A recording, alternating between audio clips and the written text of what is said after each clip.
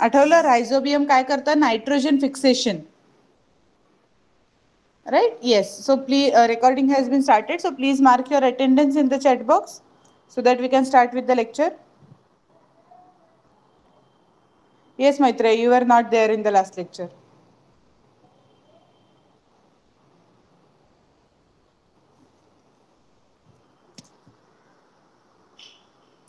Okay, so I will present the screen.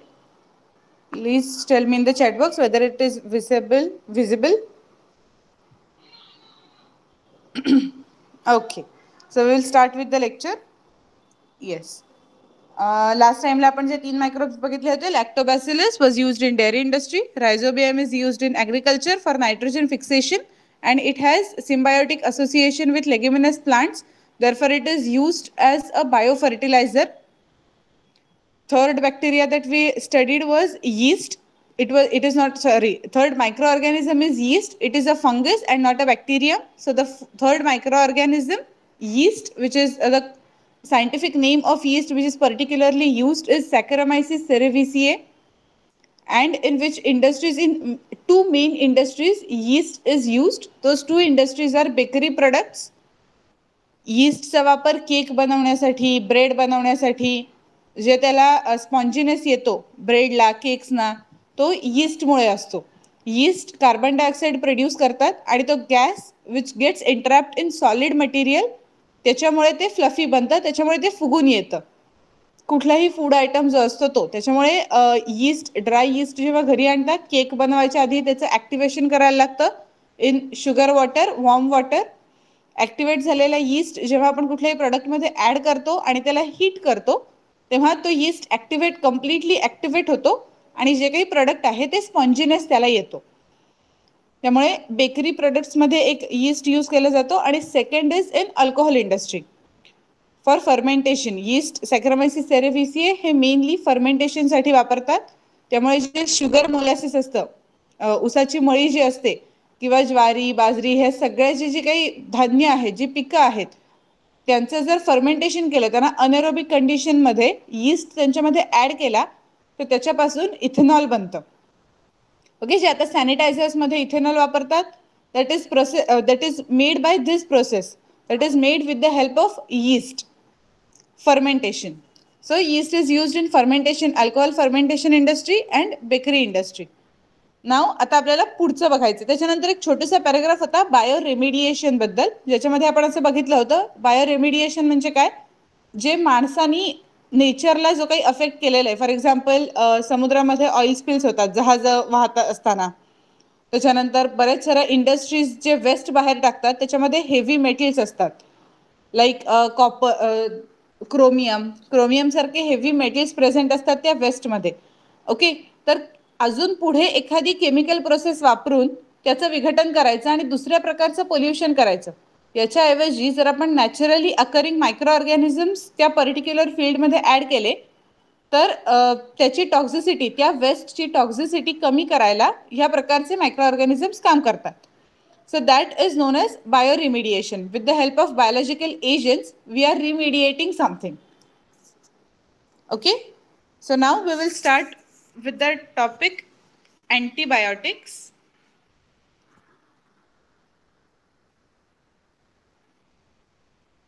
Yes, sure. I have rotated the screen. Antibiotics. Carbon compounds obtained from some bacteria and fungi are destroying or preventing the growth of harmful microorganisms are called antibiotics.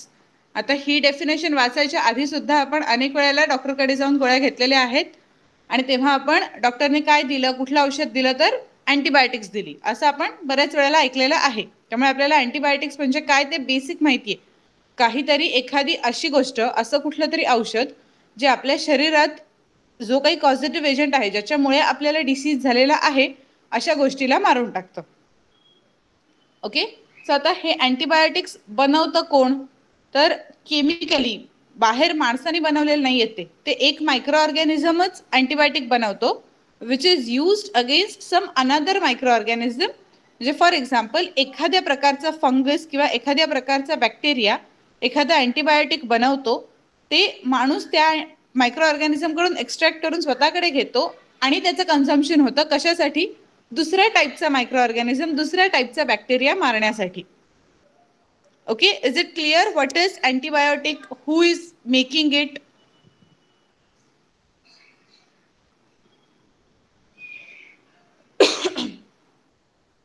कळलं? Antibiotic आपण chemically काहीतरी manufacture नाही करत, chemical प्रोसेसनी आपण काही नाही बनवत, ती बॅक्टेरियल प्रोसेस असते की ज्याच्यामध्ये ते बॅक्टेरिया अँटीबायोटिक्स तयार करतात. ओके, आणि त्याचा आपण वापर करतो दुसऱ्या बॅक्टेरिया किंवा कुठल्याही फंगसच्या अगेन्स्ट. आता एक प्रश्न असा आहे की आपण त्याचा वापर करतो, जे पेनिसिलिन असतं, स्ट्रेप्टोमायसिन असतं, इरिथ्रोमायसिन, ही सगळी कॉमन नेम्स आहेत जे अँटीबायोटिक्स आपण बऱ्याच वेळेला घेतलेली असतात किंवा घरी कुठेतरी बघितलेली असतात. तर आता ही अँटीबायोटिक, तो बॅक्टेरिया माणसाला ते अँटीबायोटिक्स कन्झ्युम करता यावे म्हणून बनवतात का? जे बॅक्टेरिया असतात, फॉर एक्झाम्पल पेनिसिलिन जे आहे ते एका फंगस पासून बनलेलं आहे, पेनिसिलियम नोटॅटम नावाच्या.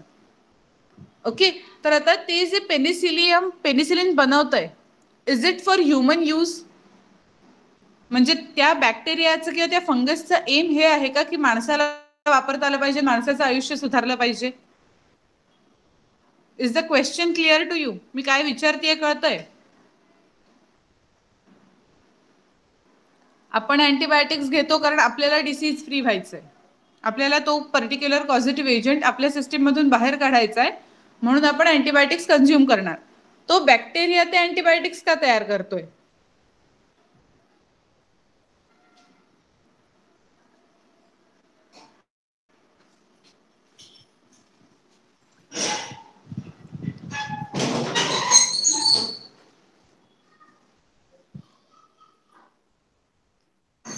Any answers? काही किंवा काही सुचत नसेल तर नो लिहा चॅटबॉक्स मध्ये की काही नाही आयडिया येते की का तो पर्टिक्युलर बॅक्टेरिया किंवा ती फंगस का प्रोड्यूस करत असेल antibiotic.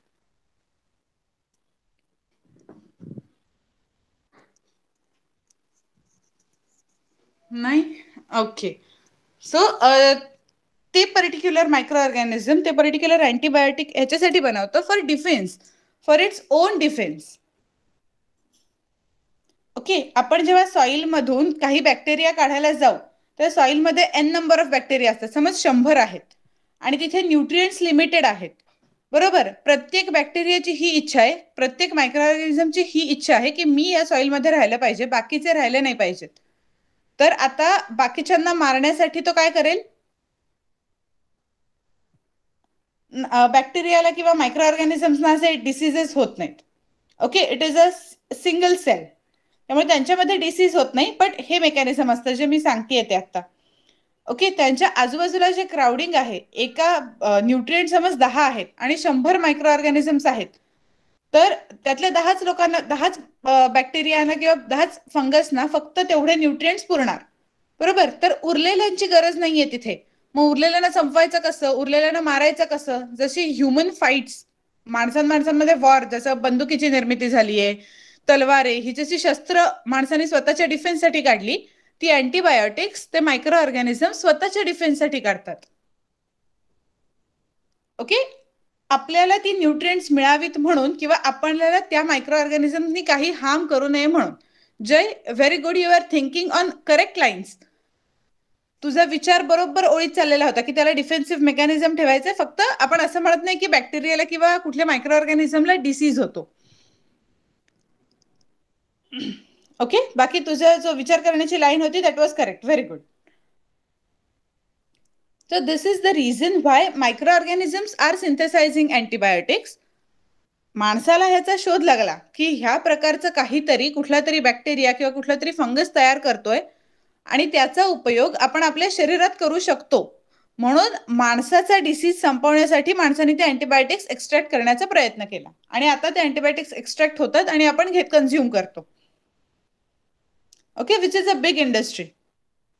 Antibiotic manufacturing, antibiotic production, की त्या पर्टिक्युलर मायक्रो ऑर्गॅनिझम पासून ते पर्टिक्युलर अँटीबायोटिक बनवणं आणि त्याचा मेडिसिनल यूज करणं किंवा मेडिसिनल यूज साठी ते विकणं. Is it clear now? आता कळलं कशासाठी असतात अँटीबायोटिक्स, का तो मायक्रो ऑर्गॅनिझम का तयार करतो, आपण त्याचा वापर कशासाठी करतो हे क्लिअर आहे. To fight with disease. माणूस स्वतःचा डिसीज थांबवण्यासाठी ते मायक्रो ऑर्गॅनिझमचा वापर करतो आणि आपल्याला सफिशियंट न्यूट्रिएंट्स मिळावी आणि डिफेन्सिव्ह मेकॅनिझम म्हणून तो मायक्रो ऑर्गॅनिझम ते अँटीबायोटिक तयार करतो. Okay, so now the next is antibiotics, a discovery of the 20th century, have brought about a revolution in the field of medicine. Even a disease like tuberculosis has been almost completely eradicated from some countries. आता diseases जे असतात त्यांच्या mainly 3 categories केलेल्या असतात. त्यातली एक जी category आहे that is infectious diseases. Infectious disease म्हणजे काय की जो कुठेतरी कशाच्या तरी इन्फेक्शननी होतोय. इन्फेक्शन व्हायरसचं असेल, बॅक्टेरियाचं असेल, फंगसचं असेल, कुठल्याही मायक्रो ऑर्गॅनिझमच्या इन्फेक्शनमुळे, कुठल्याही मायक्रो ऑर्गॅनिझमनी शरीरात एंट्री केल्यामुळे जे होईल that is infectious disease. Okay, तर त्या इन्फेक्शियस डिसीजेस असे जे असतील जे बॅक्टेरियामुळे स्पेसिफिकली होतात त्यांच्यावर सुरुवातीला काहीच इलाज नव्हते. ओके, कारण तो शरीरात गेलेला जो बॅक्टेरिया आहे किंवा जो काही मायक्रो ऑर्गॅनिझम आहे तो मारायला काहीच आपल्याकडे माहित नव्हतं माणसांना, की ह्याला मारायचं कसं, माणसाला ताप येतोय तो कमी करता येईल जनरल जर असेल तर, बट जो बॅक्टेरिया गेलाय आणि त्याच्यामुळे जर कॉम्प्लिकेशन्स आहेत तर त्या बॅक्टेरियाला शरीरातून संपवायचं कसं ह्याच्यासाठी काहीच उपाय नव्हते. जेव्हा अँटीबायोटिक्सचा शोध लागला तेव्हा हे कळलं की ही काहीतरी गोष्ट आहे जी या शरीरातल्या इन्फेक्शियस एजंटला मारून टाकते. आणि त्याच्यामुळे काय झालं की ट्युबरक्युलोसिस हा सगळ्यात म्हणजे खूप मोठा आजार होता सगळ्या देशांमध्ये, तोही आपल्याला संपवता आला. So antibiotics mainly act against bacteria. This is a very important point. एका ओळीचा छोटासा मुद्दा आहे, बट जर अजून डिटेल तुम्हाला याच्याबद्दल ऐकायचं असेल तर ते असं आहे की mainly act against bacteria. Okay, आता मायक्रो ऑर्गॅनिझम्सचे बरेच क्लासेस असतात, लाईक बॅक्टेरिया, फंगस, व्हायरस, हे सगळे मायक्रो ऑर्गॅनिझम्स मध्ये कन्सिडर होतात. जे आपल्याला डोळ्यांना दिसत नाही असं कुठलंही जी लिव्हिंग एंटिटी आहे ती आपण मायक्रो ऑर्गॅनिझम्सच्या ग्रुपमध्ये टाकून देतो. ओके, आणि जो काही हे जे मी 3 मेन क्लासेस बोलले, बॅक्टेरिया, फंगाय आणि व्हायरस, तर ह्याच्यातल्या बॅक्टेरियाच्या अगेन्स्ट फक्त आणि फक्त बॅक्टेरियाच्या अगेन्स्ट अँटीबायोटिक्स असतात. अँटीबायोटिक्स व्हायरसच्या अगेन्स्ट नसतात. ओके, आता तुम्ही आता सध्या कोणाची कोविड-19ची केस ऐकली असेल, करोना व्हायरसचं इन्फेक्शन झालं आणि त्या माणसाला जी प्रिस्क्राईब ड्रग्ज होती त्याच्यामध्ये एक तर व्हिटॅमिन सीच्या गोळ्या असतात आणि अँटीबायोटिक्स देतात डॉक्टर, असं ऐकलंय कधी कोणाकडून? आजूबाजूला केसेसमध्ये किंवा कुठेतरी ऐकलंय की डॉक्टर जे प्रिस्क्राईब करतात, गोळ्या देतात, त्याच्यामध्ये काय असतं तर व्हिटॅमिन सी आणि antibiotics. Corona is a virus, right? तो व्हायरस क्लासमध्ये जातोय मायक्रो ऑर्गॅनिझम्सच्या. Then why antibiotics are given? जर अँटीबायोटिक म्हणजे it is a something which is against bacteria and corona which has entered in the system is a virus. तर ह्याच्या मागचं रिझन असं आहे की एखाद्या व्हायरसनी जर बॉडीमध्ये अटॅक केलेला आहे तर आपली इम्युन सिस्टीम वीक झालेली असते. माणसाची लढा देण्या व्हायरसला किंवा बॅक्टेरियाला लढा देण्याची क्षमता कमी झालेली असते.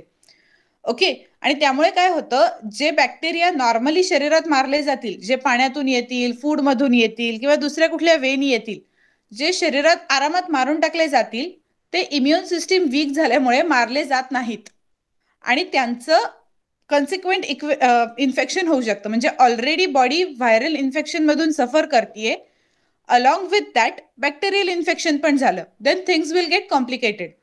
To avoid this, doctors prescribe antibiotics as a precautionary measure. Antibiotics are not there to kill that virus. They are there as a precautionary measure so that to avoid further infection of another bacteria. Is it clear? हा, बऱ्याच लोकांचा असा समज असतो की जे आपल्या सर्दी खोकला झाल्यानंतर डॉक्टर अँटीबायोटिक देतात आणि आपल्या शरीरातला व्हायरस मरतोय. It is not the case. Virus मारण्यासाठी अँटीव्हायरल्स असतात. ओके, बट व्हायरल इन्फेक्शन जरी असलं तरी डॉक्टर अँटीबायोटिक ह्याच्यासाठी देतात की पुढचं बॅक्टेरियल इन्फेक्शन त्या व्हायरल इन्फेक्शन बरोबर होऊ नये. Is it clear? समजलं मी काय सांगितलं आता ते?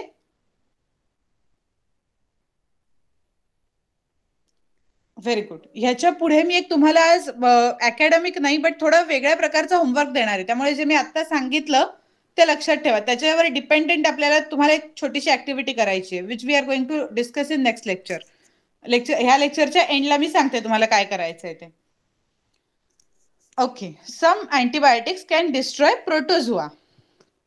Some antibiotics are useful against a wide variety of bacteria. They are called broad spectrum antibiotic. जसं आपल्याला बाकीचे काही क्लासेस असतात की जे सगळ्या प्रकारचे बॅक्टेरिया कुठल्याही प्रकारचा घ्या त्याला मारून टाकू शकेल, त्याला ब्रॉड स्पेक्ट्रम म्हणतात. ओके, म्हणजे बॅक्टेरिया स्पेसिफिक नसतात की ह्या बॅक्टेरियाचं इन्फेक्शन झालं तर हे अँटीबायोटिक घ्या, अशी स्पेसिफिसिटी नसते. कुठल्याही बॅक्टेरियाचं इन्फेक्शन झालं तरी ते घेतलेलं चालतं. सो असं जे अँटीबायोटिक असेल त्याला ब्रॉड स्पेक्ट्रम म्हणतात. Examples are ampicillin, amoxicillin, tetracycline etcetera. ही नावं आपण ऐकलेली असतात कुठे ना कुठे कधीतरी. When the pathogen cannot be identified even though the symptoms of disease are visible, broad spectrum antibiotics are used. Okay, तर ब्रॉड स्पेक्ट्रमचा वापर कधी करणार? जेव्हा डिसीजचे सिम्पटम्स दिसत आहेत सगळे बट कुठल्या पर्टिक्युलर बॅक्टेरियामुळे तो डिसीज झालाय हे कळत नाहीये, अशी जेव्हा वेळ असेल तेव्हा ब्रॉड स्पेक्ट्रम अँटीबायोटिक यूज करतात की जो कुठला बॅक्टेरिया असेल तो त्या अँटीबायोटिकने मरून जाईल. Next, whenever a pathogenic microorganism is definitely known, म्हणजे आता सिम्पटम्स वरून किंवा काही टेस्ट करून समज असं कळलंय की हे पर्टिक्युलर इन्फेक्शन याच पर्टिक्युलर बॅक्टेरियामुळे झालंय, तर तेव्हा जे अँटीबायोटिक्स यूज केले जातात they are known as narrow spectrum antibiotics. Examples are penicillin, gentamicin, erythromycin. Okay, ही स्पेसिफिक आहेत, ही पर्टिक्युलर त्याच बॅक्टेरियमला मारतील. So I have a one question here for you.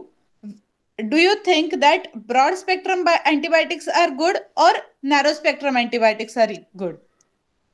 दोन कॅटेगरीज आहेत, दोन्हीचं मीनिंग तुम्हाला समजलंय. ब्रॉड स्पेक्ट्रम म्हणजे कुठल्याही प्रकारचा बॅक्टेरिया मरेल, नॅरो स्पेक्ट्रम म्हणजे एखादा स्पेसिफिक प्रकारचा बॅक्टेरिया मरेल, पॅथोजन. तर ह्या दोन पैकी तुमचं मत काय आहे की कुठलं अँटीबायोटिक चांगलं आहे, ब्रॉड स्पेक्ट्रम की नॅरो स्पेक्ट्रम?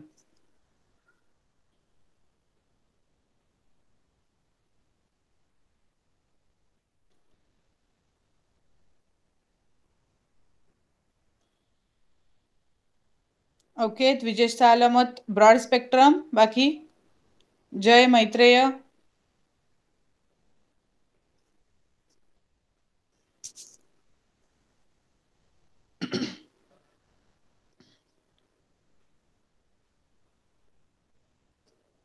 काही सांगा तुम्ही, काही प्रॉब्लेम नाहीये.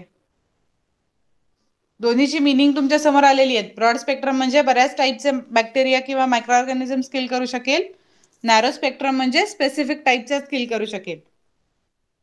तुमचा आन्सर करेक्ट और रॉंग असं नसणार आहे, त्याला परत दोन मुद्दे आहेत ते मला सांगायचे आहेत, म्हणून मी विचारते की तुमच्या दृष्टीने की तुम्हाला काय वाटतं की which will be a better option to choose?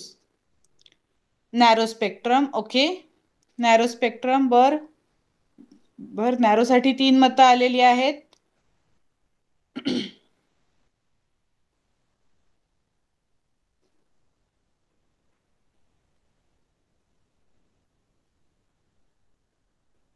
Yes, correct. The answer is completely based on situation. When microorganism is unknown, you have to use broad spectrum.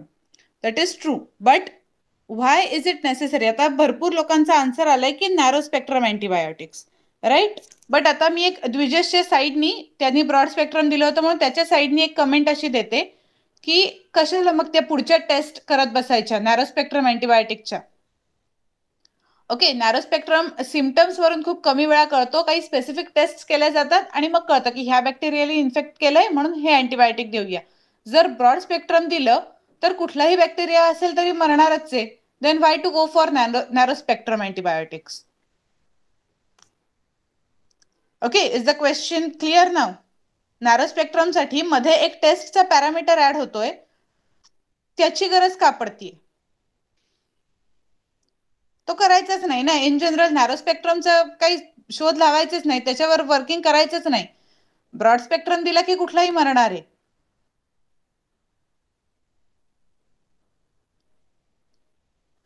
Okay, we can study about new bacteria, that is different. See, जो बॅक्टेरियाचा study असेल that is completely in some research work. की तुम्हाला नवीन bacteria सापडला. Antibiotic is something which is related with the production industry, which is related with the business of that product. Okay, your point is correct. But antibiotic आपण विकणार, त्याचा खप जास्ती करणार, मध्ये टेस्टसाठी पैसे लागणार, ती टेस्ट रन करण्यासाठी पेशंट कडून पैसे घेतले जाणार. I will tell you the answer for this. Narrow spectrum का यूज करायचे ते सांगते. कारण अँटीबायोटिक आता आपण आता बघितलं, वाचलं की 20th सेंचुरी पासून अँटीबायोटिकचा यूज वाढलाय. तेव्हापासून डिस्कव्हरी झाली, तेव्हापासून अँटीबायोटिकचा यूज होतो. 20th to 21st सेंचुरी आपण अँटीबायोटिक्सचा इतका जास्त वापर केलाय की जे बॅक्टेरिया त्या अँटीबायोटिकमुळे मरत होते, those are getting resistant to that particular antibiotic. त्यांच्यामध्ये रेझिस्टन्स डेव्हलप झालाय. म्हणजे काय की ते त्या अँटीबायोटिकला काही रिस्पॉन्सच देत नाहीत, त्याच्यामुळे ते मरत नाहीत, ते आरामात आपल्या शरीरात राहतात. Okay, this is the first point.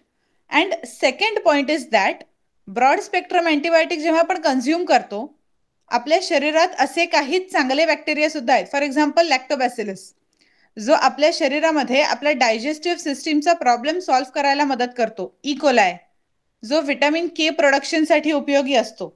त्यामुळे हे चांगले बॅक्टेरिया सुद्धा आपल्या शरीरात आहेत. आणि जेव्हा आपण अँटीबायोटिक कन्झ्युम करतो, ते चांगले बॅक्टेरिया सुद्धा मरून जातात, which is a loss for our body. Okay, आणि तो इरिपेरेबल आहे. म्हणजे जर पुढे आपण व्यवस्थित कन्झम्पशन केलं तर ठीक आहे, तो लॉस भरून येऊ शकतो, परत बॅक्टेरिया आपल्या शरीरात प्रवेश करतात. अदरवाईज बरेचदा आपण ब्यातलेलं असेल, आजूबाजूला कोणाचं ऐकलं असेल तर, की अँटीबायोटिकवर जेव्हा एखादा माणूस असतो, जेव्हा आठवडाभर तो व्यक्ती अँटीबायोटिक्स घेतो, जर ते अँटीबायोटिक ब्रॉड स्पेक्ट्रम क्लासमधलं असलं तर त्याला डायजेस्टिव्ह सिस्टीमचे प्रॉब्लेम सुरू होतात. ओके, किंवा तोंड येतं, असं काय काय ऐकलं असेल तुम्ही. अँटीबायोटिक्स जर घेत असतील तर तिखट खाल्लेलं जास्ती जळजळतं, तिखट खाल्लं तर सहन होत नाही. हे सगळ्याचं कारण हे आहे की जे बॅक्टेरिया आपल्याला नॉर्मली हेल्प करतायत बॉडीमध्ये, ते सुद्धा त्यात मारले जातात. ओके, सो आता खूप मोठ्या संशोधनाचा हा टॉपिक झालेला आहे की whether antibiotics are good or not. त्यांचा जो एक्सेसिव्ह यूज माणसानं केलाय, ज्याच्यामुळे आपण त्या बॅक्टेरियांना रेझिस्टंट बनवलं आणि आता ते आपल्याला रिइन्फेक्ट करायला येत आहेत वेगळ्या स्वरूपाने. त्याच्यानंतर हे जे आपण चांगले बॅक्टेरिया आपल्या शरीरातून मारून टाकतो अँटीबायोटिक्सच्या यूजमुळे, त्या सगळ्याचं काय, त्या सगळ्यावरती काय उपाय आहे? आपण अँटीबायोटिक्स कन्झ्युम केले पाहिजेत की नाही, ते किती अमाऊंटमध्ये कन्झ्युम केले पाहिजेत, डॉक्टर्सनी ते कसे प्रिस्क्राईब केले पाहिजेत, ह्याच्याबद्दल बरंच संशोधन आता चालू आहे. Okay, so what you have to study or what you have to get in next lecture is that, की काय तुमचं मत आहे ह्या पर्टिक्युलर टॉपिकवर. तुम्हाला गुगल केलं की कुठलाही पेपर मिळेल, कुठलाही आर्टिकल मिळेल, ह्याच्याबद्दल कुठली न्यूज मिळेल की काय संशोधन चाललंय, अँटीबायोटिक्सचा यूज करायचा, किती करायचा आणि कसा करायचा ह्याच्यावर, आणि वेदर इट इज अ बून और कर्स. जे शोधलंय आपण त्याचा आपल्याला खरंच उपयोग होतोय की काही त्रास होतोय की काय आहे, फ्युचरिस्टिक अप्रोच काय आहे त्याचा, ह्याच्याबद्दल मला थोडंसं मत तुमच्याकडून हवंय, प्रत्येकाकडून.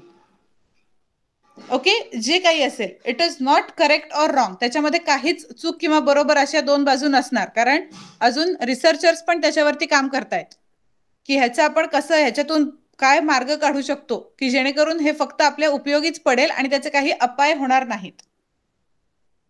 ठीक आहे, तर मी जे म्हणत होते की मी तुम्हाला होमवर्क देईन तो हा आहे.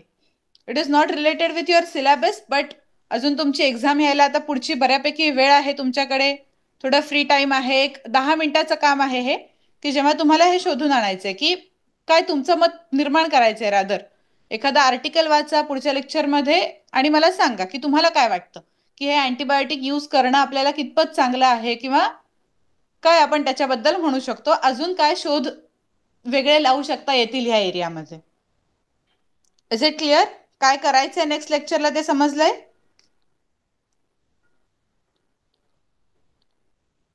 Very good. सो तेवढं थोडंसं फक्त करून या वेगळं. Okay, now coming back to our syllabus. Institutes at work. The National Institute of Virology, established in 1952 in Pune, undertakes research related to diseases like measles, jaundice, fever and diseases of the lungs with support from the World Health Organization. इतके दिवस आपल्याला अशी कुठली institute असेल हे माहिती नसतं, but आत्ता आपल्याला ही इन्स्टिट्यूट कळली आहे कारण आपण बऱ्याच वेळेला नाव ऐकलेलं आहे न्यूज चॅनलवरती. National institute of virology, because they are working on corona virus also. Okay, Pune based institute आहे, ICMR ची इन्स्टिट्यूट आहे जिथे हे सगळं काम होतं. Okay, so the first antibiotic that we are going to study is penicillin. Penicillin is a group of antibiotics obtained from a fungus, Penicillium, and is used for controlling infectious diseases caused by bacteria like Staphylococci, Clostridia, Streptococci, etc. ही काही काही बॅक्टेरियांची नावं आहेत specific. एक दोन लक्षात ठेवली तरी ठीक आहे. एक्झाम मध्ये फक्त हे मेन पॉइंट्स लक्षात ठेवा. Penicillin produced by penicillium used against staphylococcus. याच्यामध्ये काही गडबड होता कामा नाही, ते नावावरून कळतच आणि कोण तयार करत असेल ते. Medicines containing penicillin are useful to treat certain bacterial infections of the ear, nose, throat and skin as well as diseases like pneumonia and scarlet fever. तर कुठल्या बॅक्टेरियाच्या अगेन्स्ट आहे तेही दिलंय आणि कुठल्या स्पेसिफिक डिसीजेसच्या अगेन्स्ट आहे तेही दिलंय त्यांनी. Caution, antibiotics should be taken only when prescribed by a doctor. हे जे मी तुम्ही आता जर वाचलत, जे आर्टिकल्स तुम्हाला मिळतील गुगलवरती वाचली तर कळेल की ह्या कॉशन त्यांनी का दिले आहेत. अँटीबायोटिक स्वतः मार्केटमध्ये जाऊन विकत घेऊन कधीही घ्यायचं नाही. मेडिकलवाला ओळखीचा आहे, त्याने अँटीबायोटिक दिली, मला थोडा ताप आला होता म्हणून मी गेले मेडिकलवाल्याकडनं एक अँटीबायोटिक घेतलं आणि घेतलं 3 दिवस बरा झाला ताप. ते तापाचं बरं होणं हे फक्त तेवढ्या काळापुरतं मर्यादित आहे, त्याचे पुढे विपरीत परिणाम दिसून येऊ शकतात. त्यामुळे unless and until prescribed bye a doctor और अ ट्रेन्ड फिजिशियन कधीही अँटीबायोटिक्स घ्यायची नाहीत. जेव्हा डॉक्टर लिहून देईल की हे अँटीबायोटिक तुम्ही घ्या तेव्हाच ते घ्यायचं. अदरवाईज आपलं जाऊन डोकंदुखीची गोळी आणल्यासारखं आणून अँटीबायोटिक कधीही घ्यायचं नसतं. त्याचं रिझन तुम्ही शोधून काढायचंय की असं का सांगितलं गेलंय इथे. Don't purchase any antibiotic from medical stores without a prescription from doctor. Don't consume antibiotics on your own to treat common diseases like throat infection, common cold or influenza. याचा मेन रिझन हे आहे की common cold और influenza is a type of disease which is caused by a virus and not by a bacteria.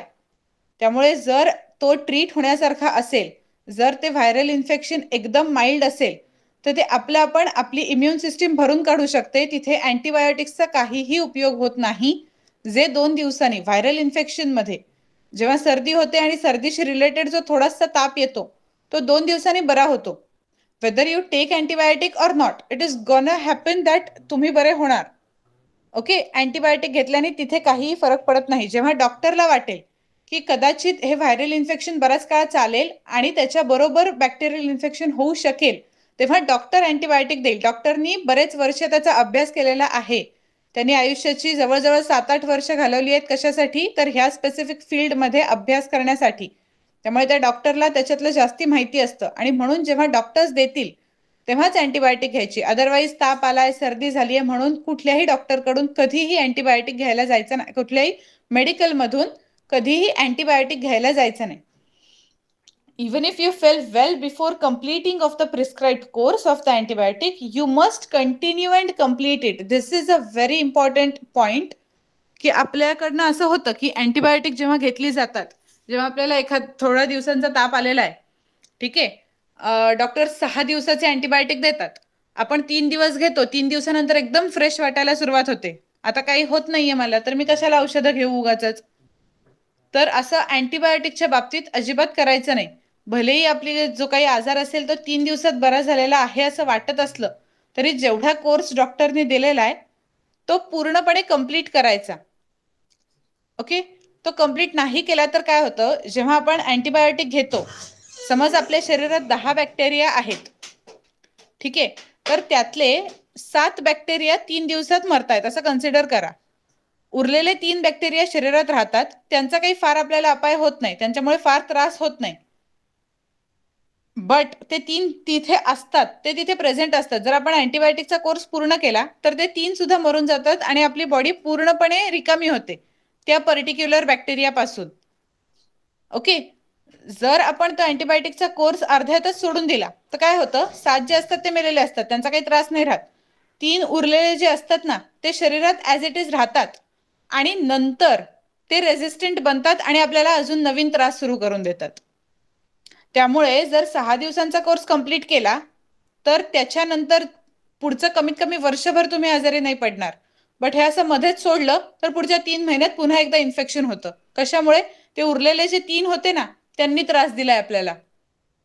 नवीन बाहेरून आला नाही, ते आपण शरीरात तसेच ठेवले आळस करून, पुढच्या 3 दिवसाचं औषध नाही घेतलं.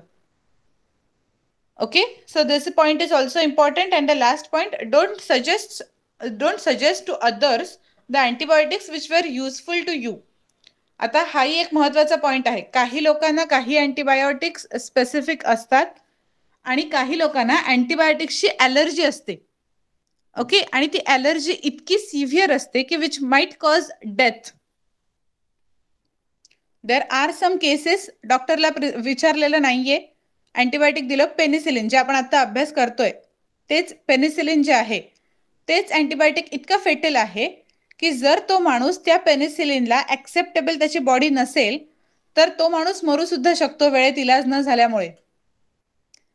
Okay, it is that severe. आणि ते डॉक्टरला कळतं चेक केल्यावर की whether you are allergic to that particular antibiotic or not. त्यामुळे एखाद्या व्यक्तीला ए पर्सनला पेनिसिलिन अँटीबायोटिक चालत असेल आणि त्याचा खूप चांगला इफेक्ट वाटत असेल म्हणून तो बीला ॲज इट इज वाटेलच असं नाही. त्यामुळे एनी बीला सांगितलं की हे मी अँटीबायोटिक घेतलं होतं ह्याच्यामुळे मी एकदम 2 दिवसात बरी झाले, तू सुद्धा घे. No, you are not suppose to do this. आपण दुसऱ्याला सजेस्टही करायचं नाही आणि दुसऱ्यांनी सजेस्ट केलेलं ऐकायचंही नाही. अनलेस अँड अंटिल डॉक्टर देतोय आपण काहीही करायला जायचं नाही. ओके, खूप छोटी गोष्ट असते. आपण डोकेदुखीची किंवा बाकीच्या गोळ्या आरामात घेऊन येतो मेडिकलमधून, आपल्याला असं वाटतं की हे अँटीबायोटिकच्या बाबतीत पण हेच तर आहे ना, तापावरचं तर औषध आहे. But it is not that easy. ते एवढं सोपी प्रोसेस नाहीये. ओके, सो फक्त सिलेबसचा पार्ट सोडा, पण ह्या गोष्टी ज्या आता मी बोलले त्या लक्षात आल्या.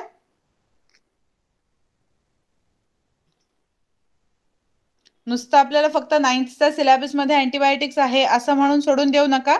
It is related, something related with your health, right? Not only your health but your family's health to.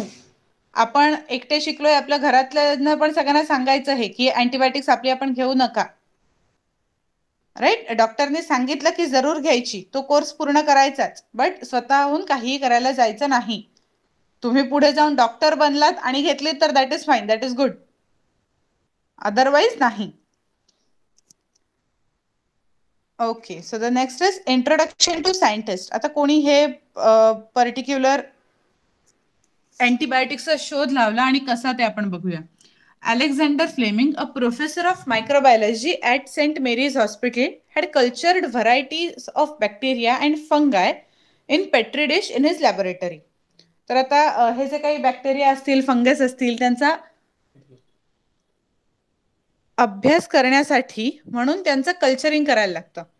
एखाद्या ठिकाणून तो बॅक्टेरिया घेऊन पेट्री डिशवर आर्टिफिशियली ग्रो करायला लागतो आणि तेव्हाच त्यांचा अभ्यास करता येतो. सो या अलेक्झांडर फ्लेमिंग सायंटिस्ट आहेत, त्यांनी असं काहीतरी केलेलं होतं त्यांच्या लॅबमध्ये.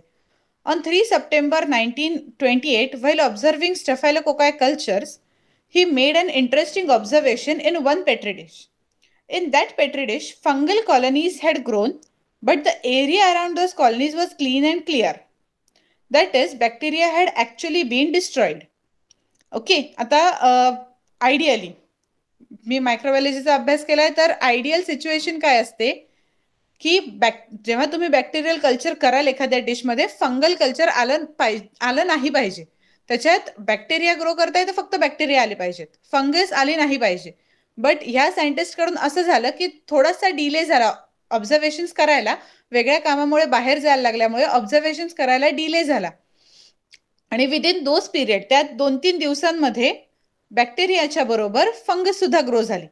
आणि त्यांनी काय बघितलं की जिथे फंगस ग्रो झालीये त्याच्या आजूबाजूचा एरिया क्लीन आणि क्लिअर आहे, त्याच्या आजूबाजूला कुठले बॅक्टेरिया नाही आहेत. Okay.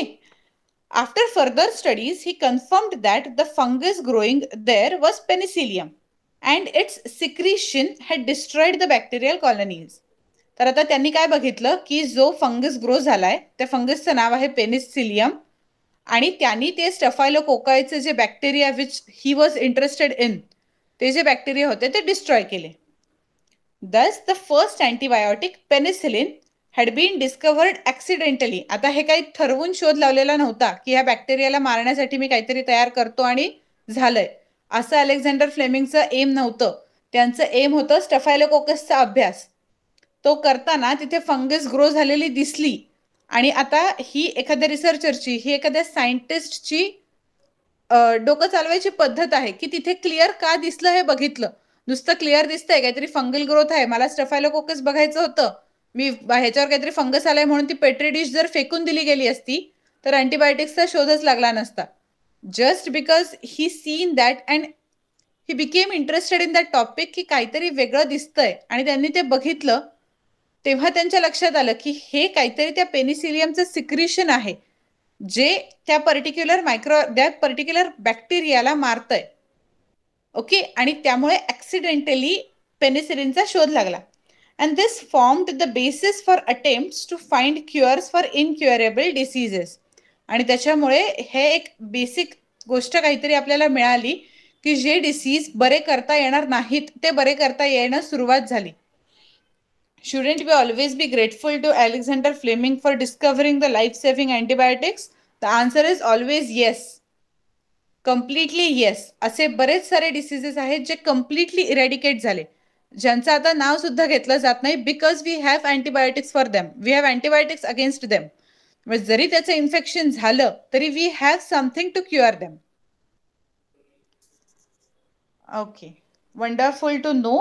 Ants grow fungi in their termitarium anthill and obtain food from it.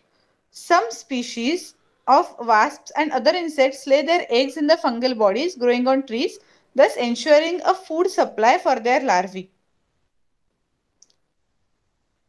Okay, so this was all about useful microorganisms. तर आता ह्याच्यामध्ये काय आपण अँटीबायोटिक्स शिकलो, त्याच्यामध्ये काय शिकलो की काही बॅक्टेरिया किंवा काही फंगस असे आहेत जे अँटीबायोटिक्स तयार करतायत विच आर युजफुल टू अस.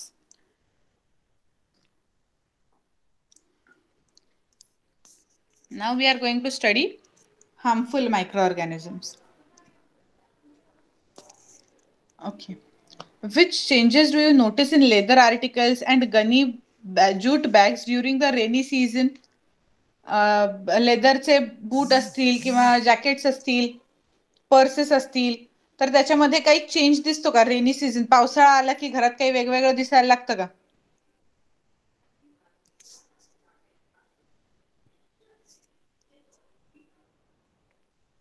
दिसतं ना. काय काहीतरी पांढरटशी ग्रोथ आलेली दिसते जी आपल्याला फडक्याने पुसायला लागते. बरोबर. भिंतींवर येते, भिंतीला ओल आली की ती पर्टिक्युलर ग्रोथ दिसून येते. राईट. That is fungus. बुरशी म्हणतो मराठीमध्ये, बुरशी. जिथे दमटपणा असेल, जिथे ओलसरपणा राहतो, म्हणून रेनी सीझन मध्ये पर्टिक्युलरली म्हणलंय की जिथे दमटपणा किंवा ओलसरपणा असेल तिथे ही बुरशी आपल्याला दिसून येते. That is fungal growth. For how long afterwards can you use those articles? त्यांचा त्याच्यानंतर फार काळ आपण वापर करू शकत नाही जर आपण व्यवस्थित स्वच्छता ठेवली नाही तर. Why do these articles not get spoil during the summer or winter? हे उन्हाळा किंवा हिवाळ्याच्या वेळेला दिसून येत नाही कारण तिथे ओलसर मॉइश्चर दमटपणा नसतो.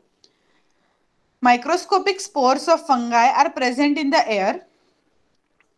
If there is sufficient moisture, spores germinate on cotton fabric, gunny bags, leather, wooden items, etc. Okay. So आता हे जे स्पोर्स नावाची काहीतरी एक गोष्ट आहे फंगसच्या स्ट्रक्चरमध्ये, स्पोर्स नावाची एक गोष्ट, एवढंच आता आपण लक्षात ठेवूया. ते स्पोर्स एअरमध्ये प्रेझेंट असतात during summer, during winter, during rainy season. कुठल्याही काळात ते तिथे असतात. बट जेव्हा त्यांना मॉइश्चर मिळतं तेव्हाच ते जर्मिनेट होतात, तेव्हाच ते ऍक्टिव्हेट होतात आणि वाढतात, तेव्हा ते ग्रो व्हायला सुरुवात होते. आणि स्पेसिफिकली कशावर ग्रो होतात ते पण त्यांनी दिलेलं आहे. जिथे आता हे सरळ आहे, जिथे तो ओलसरपणा टिकून राहील तिथेच ते ग्रो होऊ शकणार. म्हणजे आता नायलॉनच्या कपड्यावर का नाही ग्रो होते, कॉटन फॅब्रिक असं स्पेसिफिकली का लिहिलंय, तर नायलॉनचा कपडा ड्रायर मधनं बाहेर काढला की हार्डली तासाभरात वाळून जातो, तर तासाभरात कुठनं फंगस ग्रो होणार त्याच्यावर. कॉटन फॅब्रिक वाळायला थोडा वेळ घेतो, रेनी सीझन मध्ये 4-5 तास घेतो, तर 4-5 तासात आरामात वाढू शकतं ते. ओके, सो त्यामुळे जिथे ती आर्द्रता, ती ओलसरपणा शोषून ठेवलेला असेल त्या पर्टिक्युलर टाइमला, तेव्हा त्या पर्टिक्युलर गोष्टीवरच हे फंगस आपल्याला सापडतं. The fungal hyphae, fibres of the fungus. म्हणजे आता एक स्ट्रक्चर आपण फंगस मध्ये बघितलं, स्पोअर्स नावाचं काहीतरी आहे, आणि दुसरं आहे हायफी, ज्याला फायबर्स म्हणतात, जे तंतू असतात त्या फंगसचे, ते penetrate deep in to the material to obtain nutrition. Okay, ते ऑक्टोपसचे पाय बघितलेत, ऑक्टोपस माहिती आहे ना कसा दिसतो, ऑक्टोपस वरती रिलेटेड एक कार्टून पण होतं, त्याच्यामुळे ऑक्टोपस माहिती असेल. तर त्याचे जसे पाय असतात ना, तसे ह्या फंगसचे हायफी असतात, तसे ह्या फंगसमध्ये फायबर्स असतात. आणि ज्या कुठल्या मटेरियलवर ते स्पोअर्स पडतील ते जर्मिनेट होतं, ऍक्टिव्हेट होतं, आणि ते जे पर्टिक्युलर फायबर्स आहेत किंवा ते जे पर्टिक्युलर हायफी आहेत त्यांचे, ते त्या मटेरियलच्या खूप आतमध्ये जाण्याचा प्रयत्न करतात. कशासाठी? न्यूट्रिशन घेण्यासाठी. जसं आपण कुठे जमिनीत किंवा डब्यामध्ये खोलवर हात घालतो काहीतरी काढण्यासाठी, सिमिलर वे ते हायफी त्यांचे हात आहेत त्या फंगसचे, आणि ते आत घालतात काहीतरी बाहेर काढायला. ओके, अँड टू रिप्रोड्यूस, आणि रिप्रोडक्शनसाठी. This causes the materials to wear and become weak, to wear and become weak. ह्याच्यामुळे काय होतं, ते फंगस तिथे आतमध्ये सगळ्याचे असे गेल्यामुळे ती गोष्ट फाटायला लागते आणि कमकुवत व्हायला लागते. As a result, gunny bags, leather items like shoes, purses, belts, etc., on which fungi have grown, do not last long. Wooden items also get spoiled. हा प्रॉब्लेम होऊन जातो की जे त्याचे जे हायफी आतमध्ये आतमध्ये गेल्यामुळे ते सगळं डिस्ट्रॉय होऊन जातं. त्याचं जे बेसिक स्ट्रक्चर आहे, चांगलं स्ट्रक्चर जे बनवलेलं होतं ते डिस्ट्रॉय होतं. Sometimes you may notice a black powder or a white disc floating on the pickle or muramba when a jar is opened after a long time. What exactly is this? Why are such food items not good to eat? बघितलंय असं पांढरं पांढरं किंवा काळसर असं काहीतरी लोणच्यावरती, मुरंब्यावरती, आवळे जर खारट पाण्यात ठेवले असतील तर त्याच्यावर येतं, आणि हे आयटम्स आपण खाल्ले नाही पाहिजेत, बिकॉज दॅट इज फंगस. ते जे येतं ते बुरशी असते, ती फंगस असते. ओके, आणि it might be harmful to our body. दरवेळेला ते हार्मफुलच असतात असं नाही, बट चान्सेस आहेत की त्याच्यामुळे काहीतरी पॉयझन्स सिक्रीट झालेली असतील जी त्या लोणच्यामध्ये, मुरांब्यामध्ये असतील, आणि आपण ते कन्झ्युम केलं तर त्याचा आपल्याला त्रास होईल. Therefore it is not at all advisable की ते त्या प्रकारचा फूड आपण कन्झ्युम करावं. Various species of fungi grow on food items like pickles, muramba, jam, sauce, chutney, etc. They use the nutrients in those food items for growth and reproduction. During this activity, जेव्हा ते वाढत असतात, त्यांची growth होतीये, reproduction होतंय, at that time they release mycotoxins, certain poisonous chemicals. Myco म्हणजे fungus, toxin म्हणजे toxins माहिती आहेत आपल्याला, into the food, and thus food becomes poisonous. Hence the food on which fungi have grown cannot be eaten. Okay, ज्याच्यावरती fungus grow झालेला आहे असं अन्न आपण का नाही कन्झ्युम केलं पाहिजे, याचं हे रिझन आहे.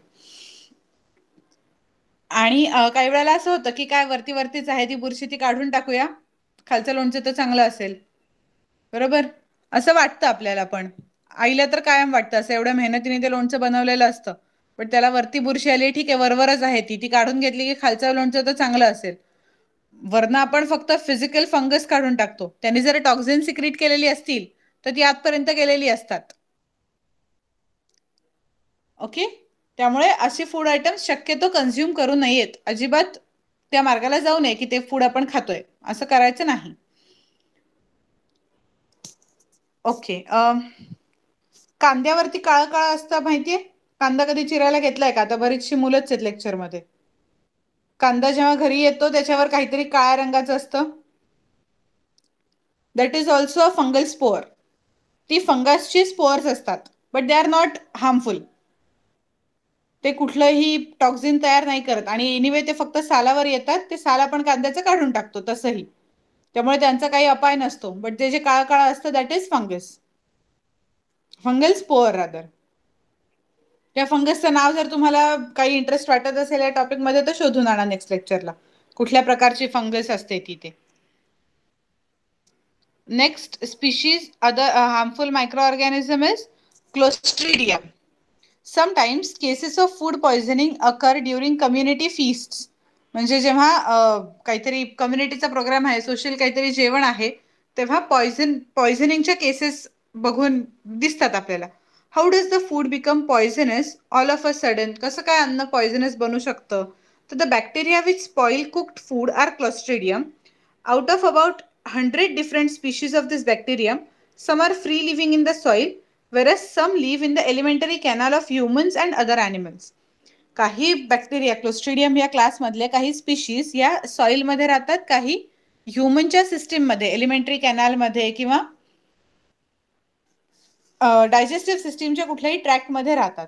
These bacteria are rod shaped and produce bottle shaped endospores in adverse conditions. One special characteristic of these bacteria is that they cannot withstand the normal oxygen level of the air because they grow in anaerobic conditions. तर आता हे त्या bacteria बद्दल थोडीशी माहिती दिली आहे की त्यांचा जो शेप आहे तो रॉड आहे. इन जनरल तुम्ही बघू शकता 4 डिफरंट स्पीशीज दिल्या आहेत. Clostridium tetani which causes tetanus, Clostridium perfringens, Clostridium botulinum, Clostridium difficile. चारही डायजेस्टिव्ह ट्रॅक्टचे किंवा कुठलेही सिव्हिअर डिसऑर्डर्स कॉज करतात, सिव्हिअर डिसीजेस कॉज करतात. आणि त्यांचे एंडोस्पोर्स जे असतात, आता एंडोस्पोर नावाची एक वेगळी कन्सेप्ट आहे. जेव्हा बॅक्टेरियाला सर्व्हायव्हलसाठी, जिवंत राहण्यासाठी चांगल्या कंडिशन नाही आहेत, हेल्दी कंडिशन नाहीये, प्रॉपर न्यूट्रिएंट सप्लाय नाहीये, अशा वेळेला तो मरून जायला पाहिजे आयडियली. बट तो न मरता त्याला जर हे लागली, चाहूल लागली की आता आपल्याला न्यूट्रिएंट्स मिळणार नाहीयेत, तर तो एका अशा स्टेजमध्ये जातो की जिथे त्याला न्यूट्रिएंट्सची गरज पडत नाही. एंडोस्पोर्स नावाच्या एका स्ट्रक्चरमध्ये तो फॉर्म होतो.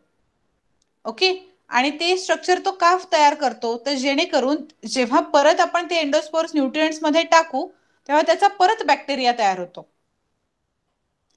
ओके, जेणेकरून काय होईल की ती स्पीशीज मरून जात नाही कधी. त्यामुळे त्याला मारणं सगळ्यात अवघड असतं, कारण जरी त्याला आपण हार्श कंडिशन प्रोव्हाइड केल्या, जरी आपण त्याला कितीही अवघड परिस्थितीमध्ये टाकलं, तरी तो एंडोस्पोर्स तयार करतो. जे एंडोस्पोर मारणं कठीण आहे.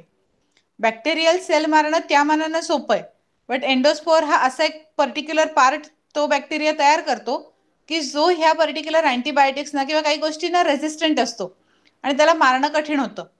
बट तो स्वतःच्या ग्रोथसाठी त्यांनी ही टॅक्टिक वापरली आहे. बरेच सारे बॅक्टेरिया आहेत असे जे एंडोस्पोअर तयार करतात. Other harmful micro organisms do only the clostridium bacteria call illness?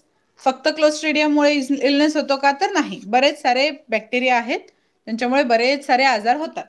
Other kinds of microorganisms like bacteria, viruses, protozoa and fungi are also responsible for different diseases that affect humans. You have learnt about viruses which are smaller than bacteria and can grow and reproduce only in living cells. Let us see how they are harmful to us. आता आपल्याला माहितीच आहे, आपण बघतोच आहे की एक virus नी काय काय केलंय. ते नॅनोमीटर साईजचा आहे, आपल्या नखावर पण बसणार नाही एवढं छोटं आहे, बट त्यांनी काय केलंय आता जगाचं ते आपण पाहतोय. आता आपल्याकडे किती वेळ राहिलाय ते बघूया आपण. Okay, an introduction to scientists. It was believed that meat gets spoiled due to some bacteria of the bacillus type, but the exact type of bacillus was not known. Van Ermengem proved that the anaerobic bacterium Clostridium botulinum is responsible for food poisoning. Ida Bengtson obtained higher education in biochemistry at Chicago University. She conducted important research on the toxin responsible for gas gangrene and the antitoxin useful for treating it. So she has discovered toxin as well as antitoxin, that is something which will kill that particular toxin. While she was doing research on the dreaded disease called typhus, she herself contracted the infection. but she overcame it and continued her research. For this work, she was honored with the Typhus Medal in 1947. जे लोक infectious डिसीजेसमध्ये अभ्यास करतात त्यांना नुसतं त्याचं वाचन आणि करणं ह्याच्यापेक्षा जे लॅबोरेटरी वर्क असतं त्याला खूप जास्त लेवलची प्रिकॉशन मेंटेन करायला लागते. So that particular person, researcher or scientist will not contact that infection himself or herself. Okay, so the spread and prevention आपण हे थोडासा जो पार्ट आहे छोटूसा राहिलाय तो नेक्स्ट लेक्चरमध्ये कम्प्लीट करून टाकूया. हे काही समजवण्यासारखं काही नाही, याच्यात फार फक्त वाचून दाखवण्यासारखंच आहे. तो टेबल आहे जो पर्टिक्युलर बॅक्टेरियाचा त्याच्यामुळे होणारा डिसीज, त्याचे प्रिव्हेंटिव्ह मेजर्स याच्याबद्दल आहे. बट ते तुम्हाला लक्षात ठेवणं गरजेचं आहे कारण एक्झाममध्ये कुठलंही नाव येईल आणि त्याचा आन्सर तुम्हाला करायला लागेल. That's why. Okay, so any doubts? आज आपण जे काही बघितलं त्याच्यामध्ये काही डाऊट्स आहेत?